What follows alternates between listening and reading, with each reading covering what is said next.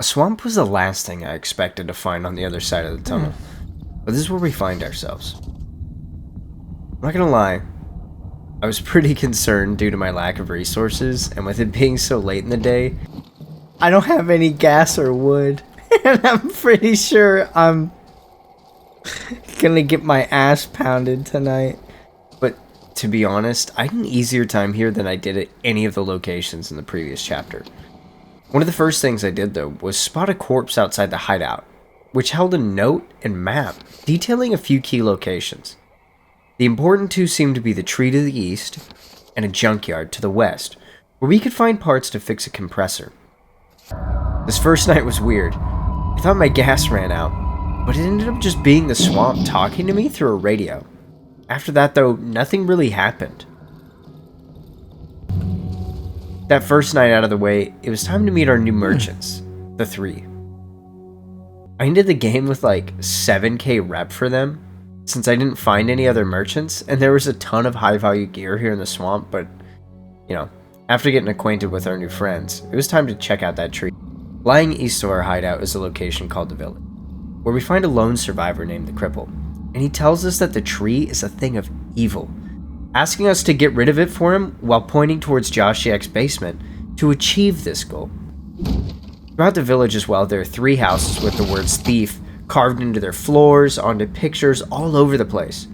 I didn't know it at the time, but the thieves labeled here are actually the 3 that you meet each morning, or more so, their father, and they were connected to him and got pushed out of the village after he had committed an act of thievery.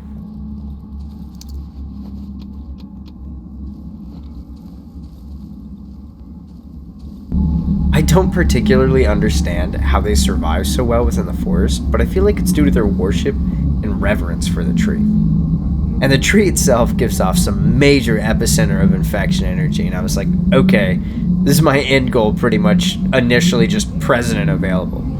Unfortunately, though, I wasn't capable of progressing, as Josh Jack's basement is flooded, and I need air to be able to cross that. So trying to figure out where to get this air, or diving equipment, I leave the village. I'm on fire. No, don't kill me. And after a little bit of exploration, I run into a sawmill. I don't know its significance, as I never returned here after I spoke with the doctor, who, by the way, is looking pretty bad. Where'd you come from? Each time I see him, he keeps falling deeper into the belief of the forest, and holds more reverence for the tree, pretty rapidly morphing into something that looks akin to one of these savages running around.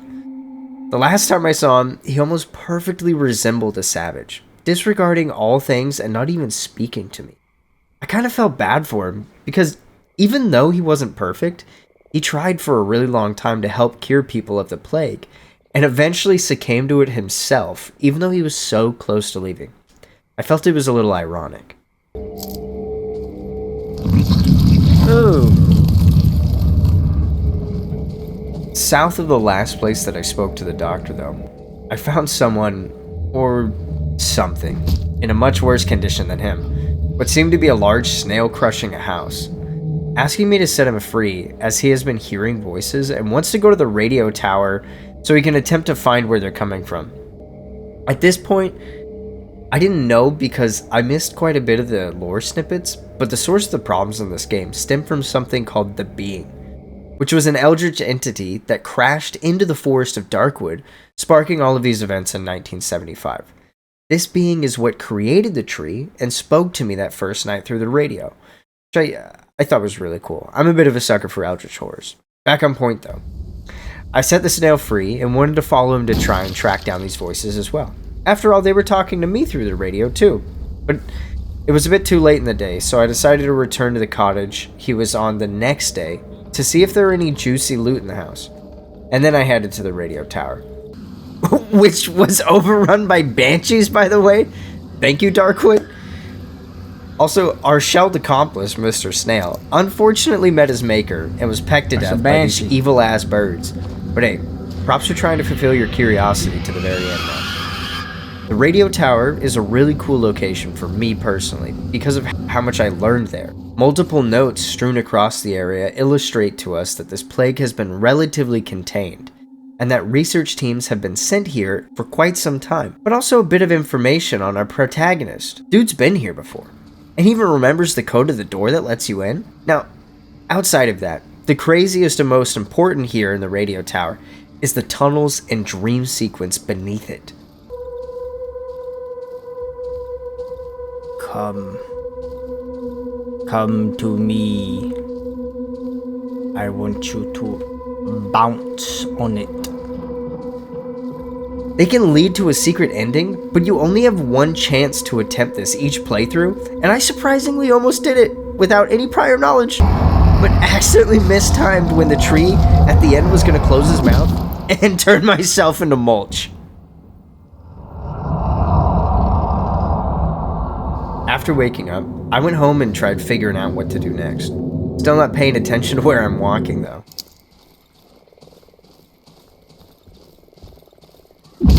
Fuck! No! There's something here. Please, please, please, please get out. Please get out of the fucking trap. Dude, get out of the... What's taking you so fucking long? Get out of the fucking trap. Oh my god. That night, an altered yet familiar face arrived. What? You guys remember the musician from the village in the Silent Woods? Well, now he's here. Even more mutated and quite large, living in the back room of my house. Thinking about him though, he struck me as the representation of purity in this game. Despite everything that's happened to him, this boy continues to go on staying strong and perseveres no matter how mean the world is to him. At one point, he even starts leaking this goo on the floor. I fucking die! And me being a dummy, I get myself killed by it, of course. Outside of that though, he was pretty chill, and I just let him play with his ping pong ball and eat rats all day, sometimes bringing him some food. On a not so chill note though, all the way to the south is a quarry, where the villagers whose lives I ruined by the way, even more so than they already were by killing the sow, have attempted to move in. We don't want you here. Fuck off, you hear me? Hey. Don't be mean.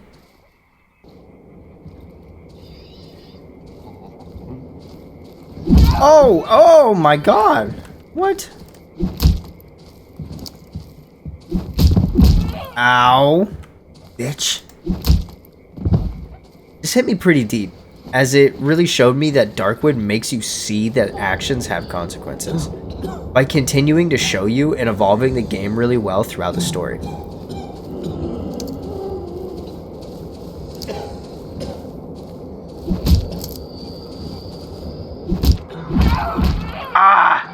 You hit me with a fucking two-piece, bitch?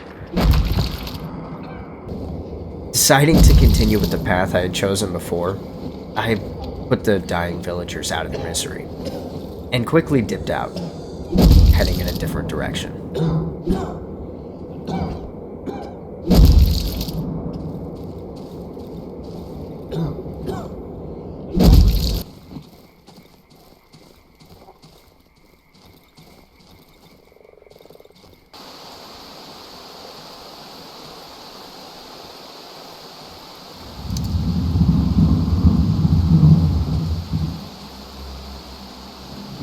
That noise is diabolical.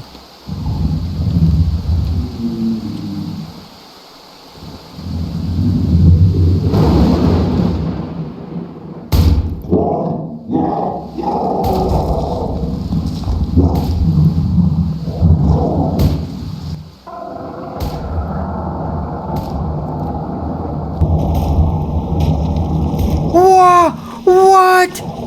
Oh my fucking god, I'm fucked. I'm so fucked. Oh my god.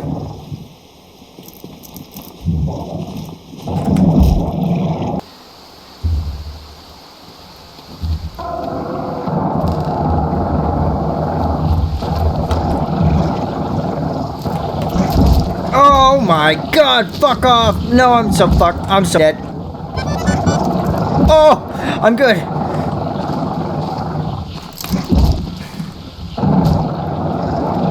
Okay.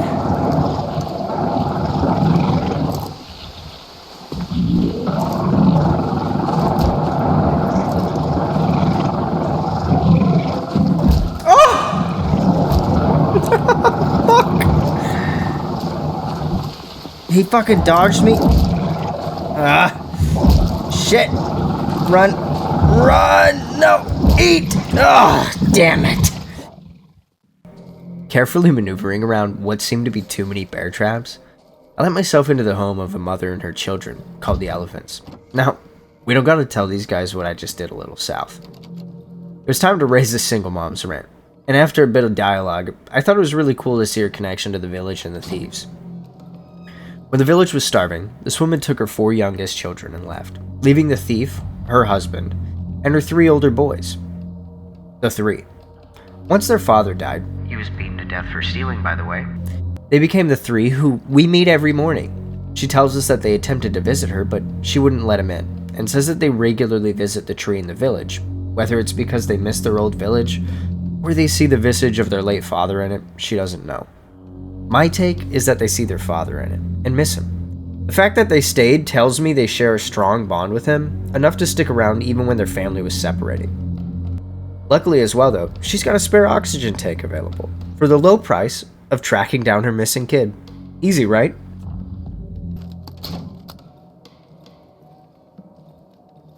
After some expert investigation by me, I find him in the mushroom forest, which I bet you never guessed, but a grandma called the Mushroom Lady lives in. And I accidentally got her a bit riled up, enough so that she fell down and sort of splattered her head on the ground, but hey, at least we got the kid and have an oxygen tank now that she has her son back, right? Right?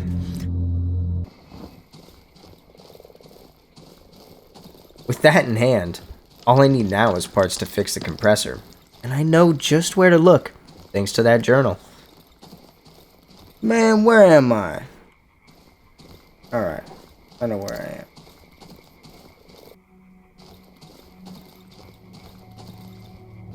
Oh, shit. It was Pietrek. His rocket. No, he's dead. No, I didn't kill Pietrek, but his rocket. I did. I enabled his death. I did not directly contribute to the death of Pietrek. Oh my gosh, this takes so much from the shovel. Oh, that's right, I should have bought the pipe. Oh, fuck. For me, the junkyard was the most tedious portion of Chapter 2. But only because I'm an idiot. I spent 3 days going back and forth because I kept forgetting to upgrade my shovel while digging these holes to find the compressor parts. And to what will most likely be no one's surprise, of course I found them on the last hole in the entire junkyard. That's just how these things work, right? Well, that aside, it's time. Everything's available now. Let's get rid of that evil-ass tree and go home.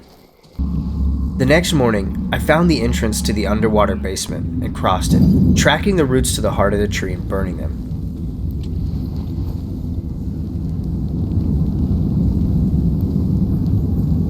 Little side note, I did this very early in the morning, and the stranger says he has to return the next day to see the tree completely burned, so I stood in my hideout for like 15 minutes and just let the day play out doing nothing.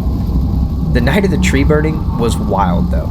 I don't think the being appreciated what I did, angrily asking me why I did it through the radio, and then setting fire to the hideout, which sent an onslaught of burning men at me. But hey, I guess you reap what you sow. What?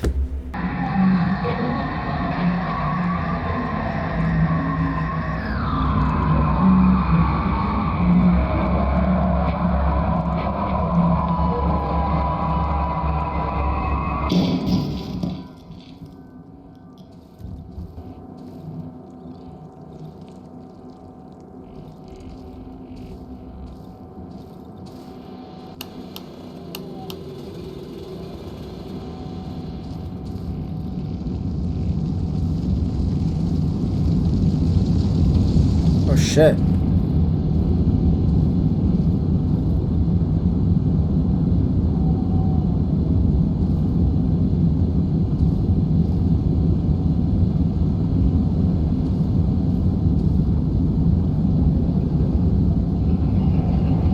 Ah, what?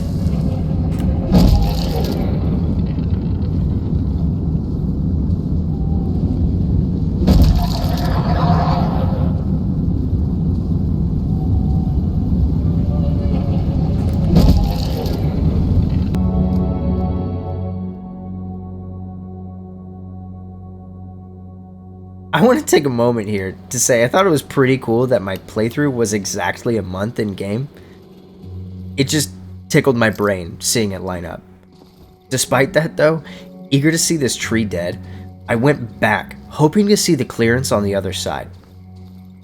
Did the being pick this location specifically so it could trap people, or was this all a coincidence? I don't know, but I'd love to. So if you know, and don't mind, please leave it in the comments. Part of me wants to hold off on watching a whole lore breakdown before I get to play through again. Back to the tree though.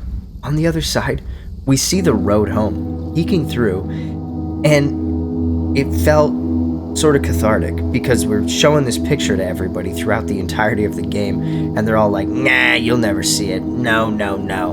But we're here. It's finally done. And we start making our way down it, even seeing the crippled old man crawling his way back. And I just want to say, I'm not evil, okay? I tried to see if he wanted help, but it wasn't an option from what I could tell.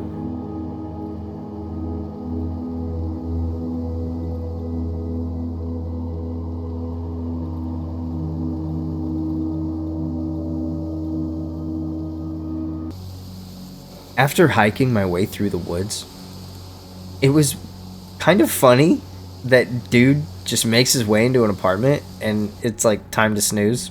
Understandable because of what he's been through, but also what was like his proximity to this place? It's so many questions. Where did the being come from? What do they want? Who is our protagonist, and why was he living so close to the forest, and for how long? Was he here before the plague broke out, or did he come here after? Despite all of these questions, though, I loved the game through and through. I feel like the mindset I had the entire time I was playing it was that my top priority was to leave at any and all costs, but is that necessary? So many times throughout the story, it's illustrated that gain at the expense of others always ends poorly. And maybe we should focus more on the reality of our actions and how they can affect those around us. Either way, though, this has been a wonderful experience. Thank you so much for watching, and I can't wait to see you in the next video. Have a good one. Goodbye.